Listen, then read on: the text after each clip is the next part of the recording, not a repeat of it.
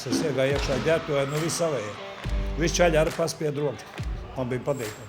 Aleksandrs Curs, kā tu atceries viņu kā treneru un ko viņš tev devis ir? Treneris tā jau ir leģenda. Liepājā noteikti. Es domāju, ka Latvijā arī. Personīgi man viņš bija pirmais treneris.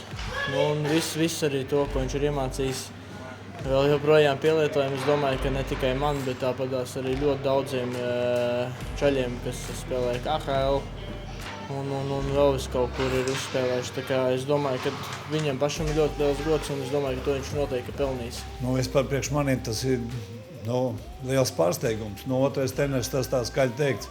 Varbūt treneru asistents, un tas pateicoties arī Bob Hartley, ne jau man. Priekš maniem es vispār jūtos brīnumaini. Nevarētu teikt, ka tas man bija dzīves sapnis, bet tik augstu uzkāpt. Tas ir skaisti. Interesants turnīrs, labs komandas, mums jauna komanda. Es domāju, ka Bob Hartley ļoti pareizi dara, kad viņš ir paņēmis ļoti daudz jaunos apskatījies, kā mūsu jaunie izskatās.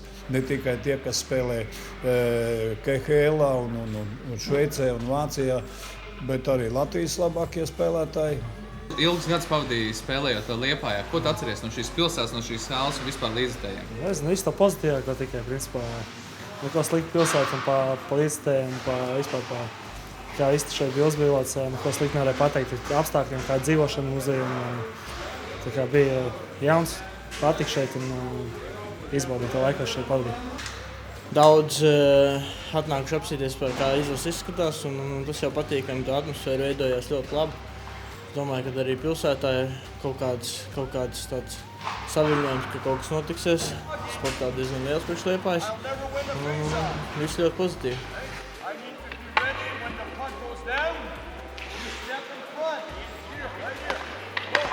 Mikls Indrišs un Liepājas leģendārais hokeja treneris Aleksandrs Curs aicina visus rītdien uz hokeju pret Slovēniju.